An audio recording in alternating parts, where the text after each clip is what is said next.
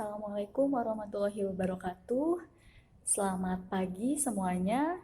Eh, Pada pagi hari ini kita akan mempelajari mengenai teks laporan percobaan. Sebelum kita memulai pembelajaran, Ibu akan menginformasikan terlebih dahulu tujuan dari pembelajaran kita pada pagi hari ini.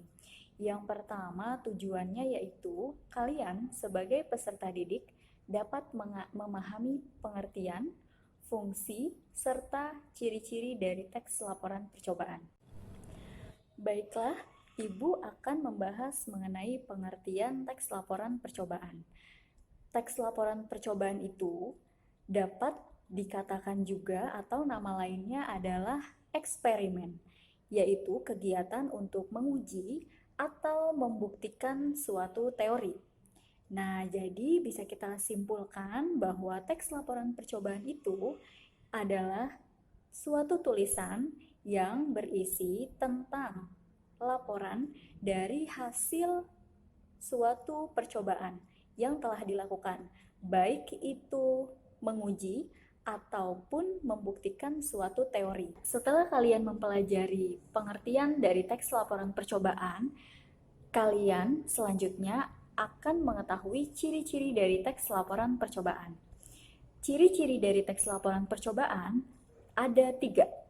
Yang pertama, laporan percobaan harus merupakan bentuk fakta atau kalimat-kalimat dalam teks laporan percobaan harus dapat dibuktikan dan bersifat pasti. Tidak boleh kalimat dalam teks laporan percobaan itu membuat atau menimbulkan ambiguitas. Ciri yang kedua dari teks laporan percobaan yaitu lengkap. Nah, jadi dalam teks laporan percobaan harus tertulis selengkap-lengkapnya, mulai dari tujuan sampai dengan hasil yang diperoleh. Kemudian, yang ketiga, teks laporan percobaan harus bersifat objektif, yaitu sesuai dengan keadaan yang sebenarnya. Ya, berikutnya Ibu akan menginformasikan mengenai fungsi dari teks laporan percobaan. Teks laporan percobaan kurang lebih memiliki 4 fungsi. Yang pertama, informasi.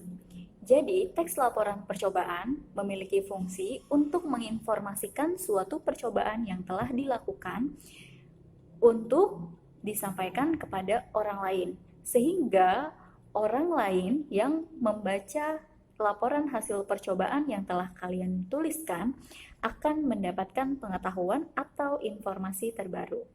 Yang kedua, fungsinya yaitu sebagai bukti. Bukti di sini maksudnya adalah sebagai bukti bahwa kalian telah melaksanakan atau melakukan suatu percobaan dan terdapat hasil yang telah kalian peroleh. Kemudian yang ketiga, memiliki fungsi dokumentasi. Nah, supaya kalian dapat membaca-baca kembali percobaan-percobaan yang telah kalian lakukan, maka dapat disusun teks laporan percobaan untuk wadah atau tempat mendokumentasikan atau menyimpan hasil dari percobaan yang telah kalian lakukan. Terakhir, fungsinya yaitu sebagai pemecahan masalah.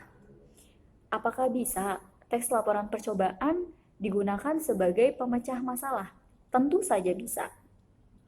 Maksudnya di sini, contohnya, misal kamu memiliki permasalahan di lingkungan sekitar, yaitu keraguan terhadap es batu. Apakah itu menggunakan air yang bersih atau menggunakan air yang didaur ulang atau air yang kurang bersih. Nah, kalian dapat mencari contoh-contoh atau percobaan-percobaan sederhana yang dapat membuktikan kejernihan atau kemurnian dari es batu yang kalian minum. Baiklah, karena tadi sudah kita bahas mengenai pengertian, ciri-ciri, serta fungsi dari teks laporan percobaan, maka untuk video kali ini, pembelajaran kali ini, Ibu cukupkan. Mudah-mudahan dapat kalian pelajari lebih lanjut mengenai teks laporan percobaan. Kita akan ketemu lagi pada pertemuan berikutnya. Sampai jumpa.